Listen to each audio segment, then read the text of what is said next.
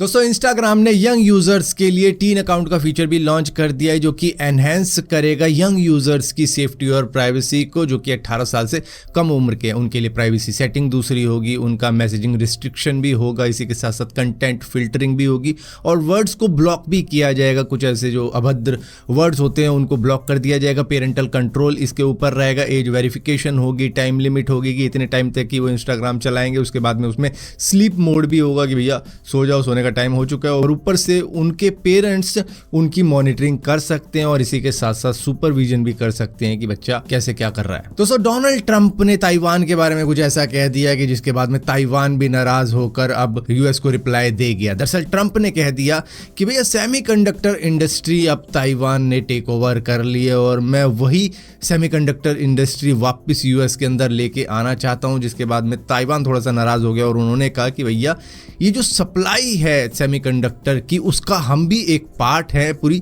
दुनिया के लिए। वैसा नहीं है इसको पूरी तरीके से हम ही कंट्रोल करते हैं, लेकिन हाँ अगर एक कंट्री पूरी तरीके से इसको कंट्रोल करना चाहती है और अपनी मोनोपोली चलाना चाहती है टेक्नोलॉजी के अंदर, तो वो तो बिल्कुल भी सही नहीं होगा, क्योंकि हर कंट्री की एक अलग स्पेशलिटी होती है। जैसे कि जापान अच्छा केमिकल बनाता है सेमीकंडक्टर चिप बनाने के लिए, तो उनसे हमें वो लेना पड़ता है, किसी कंट्री से कुछ लेना पड़ता है और सभी कंट्री का मिला जुला सपोर्ट मिलकर इस तरीके की सेमीकंडक्टर चिप्स बनाई जाती है। और ऐसा नहीं है कि हमने ये एक दिन के अंदर कर लिया, इसके ऊपर हमने पूरे 50 साल लगाए हैं तब जाकर आज हम उस जगह पर स्टैंड करते हैं। और ऐसा बिल्कुल नहीं होना चाहिए कि एक ही कंट्री कंट्रोल करे टेक्नोलॉजी को या सेमीकंडक्टर चिप को, बल्कि सभी को मिलजुल कर बनाना चाहिए इसको। दोस्तों जियो और हॉटस्टार का मर्ज हो चुका है। आपने देखा होगा बीते कई सालों से जियो सिनेमा आपको वर्ल्ड कप दिखा रहा था, आईपीएल दिखा रहा था, वो भी फ्री में। मतलब हॉटस्टार का तो सब्सक्रिप्शन लेना पड़ता था, लेकिन ये आपको फ्री में दिखा रहे थे, जिसकी वजह से भाई हॉटस्टार को आई थिंक एक तरीके से घुटनों पे ला दिया था जियो ने। जिसके बाद में अब इन दोनों का मर्ज हो चुका है, जो कि काफ़ी ज़्यादा मतलब रूमर फैल ही रहा था कि भाई ये मर्ज होने वाले हैं, जिससे कि एक बंदे ने जियो हॉटस्टार का डोमेन भी खरीद लिया था। जिसके बाद में उस दिल्ली के बंदे के ऊपर प्रेशर बनाया था कि ये डोमेन हमें वापस करो क्योंकि इस पे हमारा लीगल राइट है। लेकिन उसके बाद में उसने इस लीगल पचड़े में ना पड़ के उसने किसी और को ऐसे ही दे दिया था ये डोमेन, जो कि दुबई के रहने वाले 2 बच्चे थे, वो जो कि एनजीओ चला रहे थे वहाँ पे। और उसके बाद में उन्होंने आराम से उसको छोड़ दिया कि भैया अगर ये जियो को चाहिए, क्योंकि उनका लीगल राइट था जियो के ऊपर, उनका एक ट्रेडमार्क है। और उसके बाद में हॉटस्टार, तो इस तरीके से छूट छुटाव हो गया। और इसके बाद में भैया अब ये जियो हॉटस्टार इन्हीं का डोमेन है। हालांकि अगर आप जियो सिनेमा को ओपन करोगे तो वो रिडायरेक्ट होके हॉटस्टार के ऊपर चला जाएगा, लेकिन शायद आने वाले वक्त में जियो हॉटस्टार डोमेन बन जाएगा ये। और उसके बाद में आप दोनों ही कंटेंट, चाहे वो जियो सिनेमा के हो या फिर डिज्नी प्लस हॉटस्टार के हो, वो एक ही प्लेटफॉर्म पे देख पाओगे, जो होगा जियो हॉटस्टार। दोस्तों डोनाल्ड ट्रंप ने इंडिया के सामने एक प्रपोजल रखा कि वो F-35 stealth fighter jet India को बेचना चाहेगा, जिसकी वजह से चाइना और पाकिस्तान थोड़ा सा क्रिटिसाइज कर रहे हैं डोनाल्ड ट्रंप को, ये कह के कि भैया ये एशियन रीजन को बिगाड़ना चाहते हैं। इस तरीके के फाइटर जेट पड़ोसी देशों को बेच के, मैं बता दूं F-35 एक 5th जनरेशन फाइटर जेट है, जो कि थोड़ा बहुत खलबली तो मचाएगा ही भैया आसपास के लोगों के अंदर, जैसे कि पाकिस्तान हो गया, चाइना हो गया। हालांकि चाइना ने 6th जनरेशन का फाइटर जेट बना लिया है, जो कि चेंगडू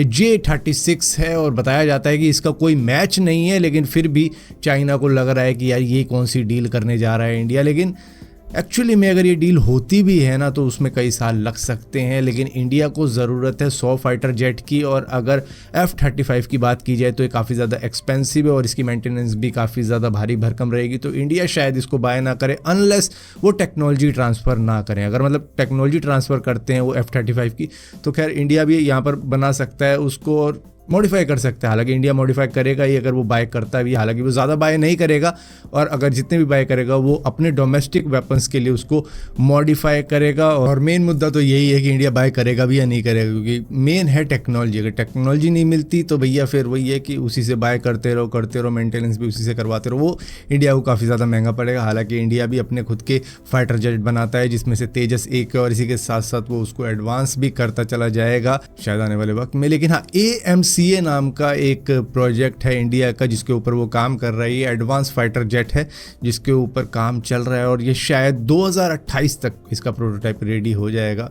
जिसके ऊपर और भी ज़्यादा टेस्टिंग की जाएगी।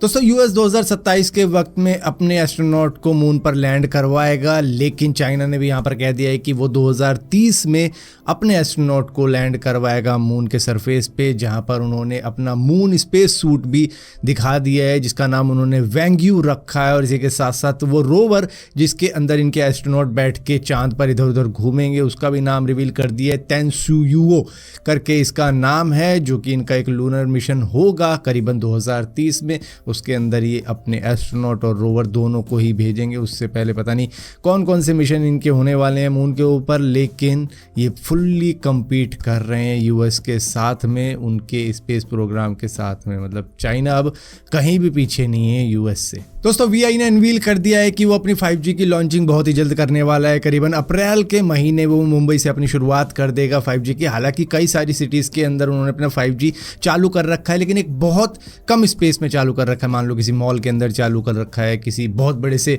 होटल के अंदर चालू कर रखा है, किसी कैंपस में चालू कर रखा है, किसी हॉस्पिटल में चालू कर रखा है। तो वहाँ पर एक तरीके से वो ट्रायल चला रहा था, लेकिन अब वो फुल फ्लैश इसको लॉन्च करने वाला है अप्रैल के महीने में मुंबई के अंदर। तो मुंबई सबसे पहली सिटी होने वाली है जहाँ पर वो अपने 5G को पूरी तरीके से अनवील कर देगा, और इसके बाद में वो दिल्ली, बेंगलोर, चंडीगढ़, पटना, इस तरीके से धीरे धीरे बाकी सिटीज़ के अंदर रोल आउट करेगा। दोस्तों आज दिल्ली के अंदर एक अर्थक्वेक आया था सुबह के 5:30 बजे के करीब में। अगर एग्जैक्ट बताऊं तो 5:37 के करीब में ये भूकंप आया था। करीबन 5-10 सेकंड तक ये चला था और इसके झटकों ने पूरा घर हिला दिया था, क्योंकि मैंने खुद एक्सपीरियंस किया कि भाई ये मेरा बिस्तर कौन हिला रहा है। पता लगा भैया भूकंप है, और झटके भी थे और आवाज़ें भी काफ़ी ज़्यादा तेज़ थी कि मतलब कुछ वेव निकल रही हो ज़मीन से, कुछ इस तरीके के ये भूकंप के झटके थे। और इसका एपिसेंटर भी दिल्ली था, जो कि करीबन 4 रिएक्टर स्केल का था। मतलब मैग्नीट्यूड की अगर बात की जाए तो 4 था, तो मतलब इतना ज़्यादा नहीं था, लेकिन उसके बावजूद भी इतने ज़्यादा खतरनाक झटके थे। और आई कांट इमेजिन कि भाई जब 7-8 का आता होगा भूकंप तो क्या ही झटके देखने को मिलते होंगे। जब इसी ने पूरे घर को हिला दिया तो भैया बच गए। इस बार तो कुछ नहीं हुआ, लेकिन हाँ 5-10 सेकंड के लिए जान हलक में आ गई थी कि भाई ये क्या हो गया।